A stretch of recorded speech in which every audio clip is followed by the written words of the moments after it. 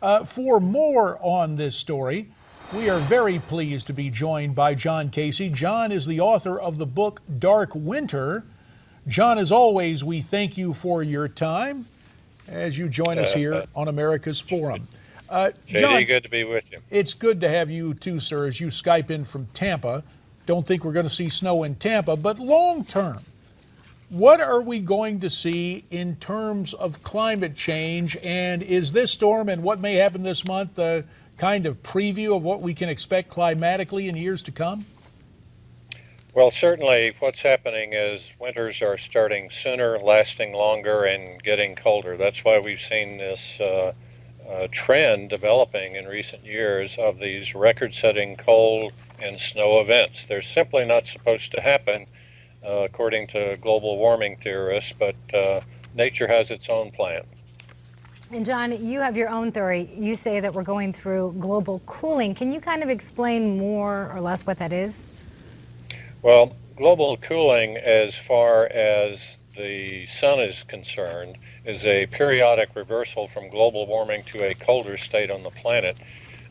We did have global warming. It ended many years ago. We no longer have global warming, and in fact, because of the sun cutting back on its energy by which it warms the planet, we've actually entered a new cold climate era. And in terms of solar activity, we've heard a lot of talk about increased solar activity. Is that a sign of climate change, or is that something separate in terms of solar flares, sunspots, etc.? Well, what we're seeing is quite typical of the transition between global warming and cooling. All of the events that we have been monitoring on the sun and here on Earth in terms of temperature change are fully representative of the switch from warming to cooling. So nothing we're seeing is quite a surprise at this point. So I'm listening to you talk, and I just spoke with my mother the other day, and she's saying we haven't even had our first snowfall. So what would you say to folks out there who are saying we haven't even really had a normal winter? How can it be global cooling? Well, if you look at these weather patterns, not only do we have a gradual reduction that's been going on since 2003, but we also see these extreme events. And when we get like the cold event that's hitting the Northeast right now, behind it we typically see warmer weather, but that won't last very long. As we near the 2020s, we'll see an overall colder trend in all areas. And then, of course, when we get to the 2030s, we'll see the worst of the cold climate. John, maybe it's important to back up a step, rhetorically speaking, and explain the fundamental difference between weather conditions, meteorological forecast, and long-term climate change. If you had to define the distinction between those two, how would you do so? Well, our standard is a 16-year standard. The warmest community varies depending upon what they want to try to convey, supporting the greenhouse gas theory.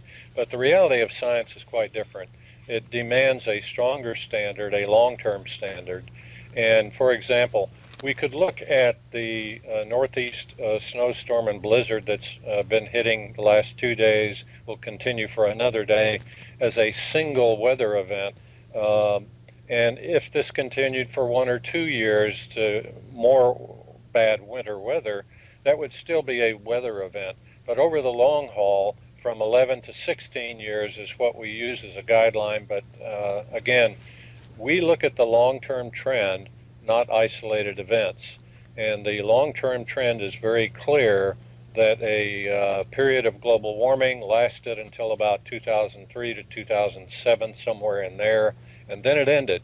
And now a cooler planet. But is this cyclical, John? When you talk about this, is this cyclical? Is this man-made? Is this something that just would happen with or without our help?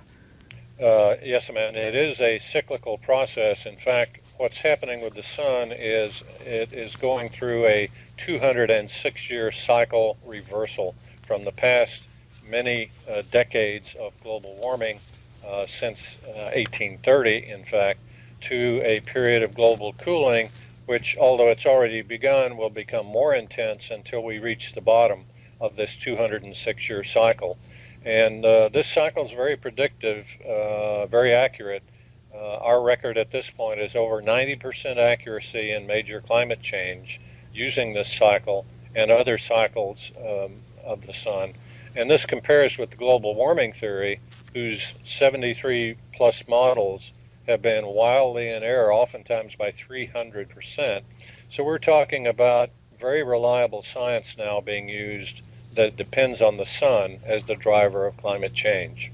And so in the minute 30 that remains, John, just to understand this, you're dealing with solar cycles that occur over really 200 years' time. A lot of folks who are claiming there's global warming or other types of climate change, they're relying on what they believe to be greenhouse gases and other factors, earthbound factors. That's why they've been claiming initially warmth, but then they saw the temperatures change, so they've gone to the overall description of, quote, climate change to help fit their scenarios. A minute remains, sir. That's correct. And if you go back over the last 120 years, you'll see the continual flip-flop between the media and the scientific community over whether we're going to enter a new ice age or whether we're going to boil away and droughts will consume all the water for plants and people.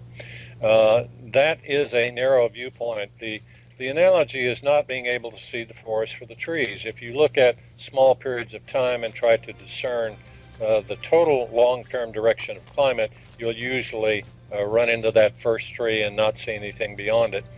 However, if we consider the long-term cycles of the sun, the 90 to 100-year cycle, a 206-year cycle, and so forth, then we have a really good understanding. And that's why, not to interrupt, John, but that's why folks need to get your book, Dark Winter. You can get your copy by going to newsmax.com/darkwinter. John Casey, you have our thanks. We'll be right back.